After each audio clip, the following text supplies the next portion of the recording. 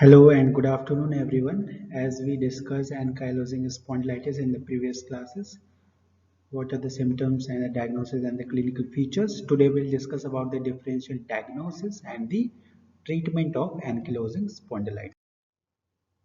So let's recap. Ankylosing spondylitis, also known as Marie-Strumpel disease, is a seronegative spondyloarthritis of a spine and the pelvis. Ankylosing spondylitis affect the axial skeleton, usually involving the sacroiliac joints. It also affects the hip joint, knee joint, as well as your shoulder joints. All the large joints of the body is affected by the ankylosing spondylitis. Here you can see the image. There is a normal spine. Normal spine consists of a vertebra, disc, and the posterior spinous processes. So, in the early ankylosing spondylitis, here you can see there is a inflammatory changes. As a red demarcation, you can see there is a inflammatory changes at the spine. And the advanced ankylosing spondylitis, you can see there is a fusion of the vertebrae anteriorly. So it can be developed a stiff spine or the bamboo spine, or there's a sclerotic changes. Here in the posterior structure you can see the fusion at the facet joint. So these are the some changes of the ankylosing spondylitis. So today we will discuss about the differential diagnosis and the treatment of the ankylosing spondylitis. So what are the objective? Today we'll discuss about the differential diagnosis, how to diagnose the ankylosing spondylitis, and how to differentiate from the other same mimic diseases, and the treatment. So let's discuss about the differential diagnosis. What are the differential diagnoses? So first one is diffused idiopathic skeletal hypertosis. So also known as DISH, DISH, or known as diffused idiopathic skeletal hypertosis. Seen in elderly people with the deposition of the calcium. Hypertosis means deposition of the calcium at the joint, at the skeletal attachment of the ligament, particularly of the spine, tendons, muscle without sacroiliactis.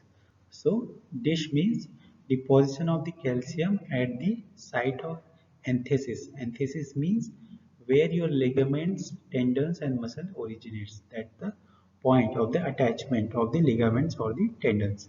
That is your DISH. And it mimic as well as the mechanical low back pain, strain, lumbosacral strain and the sacroiliitis, and the PIVD. PIVD means prolapse intervertebral disc, mild or multiple angular bulge. If there is a mild or multiple level annular bulge, is also differentiated with the ankylosing spondylitis, or also the TB spine. Tuberculosis of the spine also comes into differential diagnosis of the ankylosing spondylitis. Some other differential diagnoses or the DDs are degenerative disc disease. If there is a degenerative changes in the disc or the age-related changes, that is your degenerative disc disease. And the herniated intervertebral disc, if your disc comes out from its original place, it's called a herniated intervertebral disc. And the fracture or the dislocation, if there is a spinal fracture and any dislocation can cause the stiffness of the spine, there is also comes under a differential diagnosis. Osteoarthritis, if there is inflammation around the joint or there is a spinal stenosis. Spinal stenosis means the narrowing of the central canal, and the spondylolisthesis. Listhesis means the anterior slippage of the vertebra, and the spondylosis and the reactive arthritis. Reactive arthritis is it's a type of inflammation or the arthritis, and inflammatory bowel related arthritis and the rheumatoid arthritis. So these are the differential diagnosis for the ankylosing spondylitis and the psoriatic arthritis. Now treatment methods. What are the treatment methods or the treatment tree we include? First we go for the medical management, then surgical, then physiotherapy, then other supportive measures. So first one is medical method. Medical method include the drugs. Uh, First line of drug is NSAIDs. NSAIDs means non-steroidal anti-inflammatory drug. The drugs which are non-steroidal in nature, but it acts as an anti-inflammatory. It relieves the inflammation because your NSAID, ankylosing spondylitis is an inflammatory condition. So we have to stop the inflammation first, then we go for the further management. So there is a most important or the commonly prescribed drug in ACE. ACE is long-acting preparation of the indomethacin. So first line of drug is your indomethacin. Helps to reduce the morning stiffness and pain. When the patient complains of the morning stiffness or the pain, we should go for the indomethacin. Second line of drug is sulfasalazine, that comes under the second line of drug. So first, second, third, fourth means first you have to apply the or give to the patient is indomethacin, then second line means sulfasalazine, then after that so on. And third line of drug is methotrexate when patient is not responding to NSAIDs. You can go for the DMD, DMD, DMARDs. DMARDs drugs, that is second line of drug. First we go for the NSAIDs, then second is go for the DMARDs. And the fourth line of drug is local corticosteroid injection. After all these NSAIDs fail, you can the patient doctor prescribe the patient the corticosteroids. Then the surgeries, the different surgeries are there for joint replacement of the hip as well as knee. Then vertebral wedge or spinal osteotomy. If the patient's spinal fusion, doctor can go for the vertebral wedge or spinal osteotomy.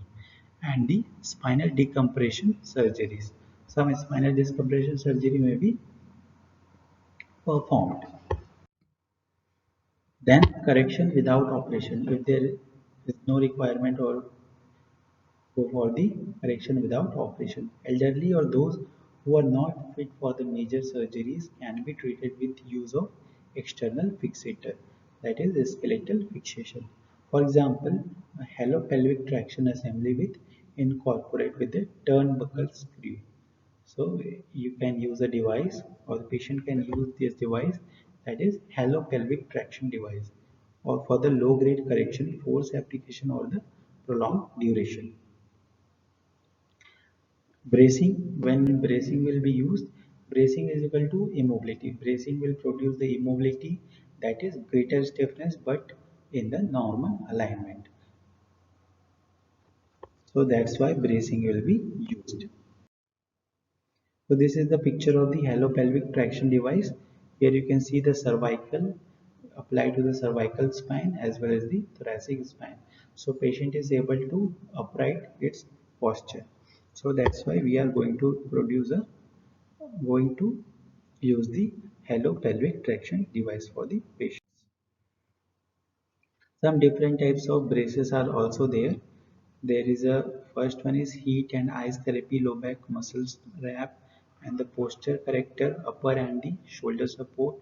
If patient is forward bend posture, then patient can be used relief brace, back pain relief brace, and the lower back pain brace.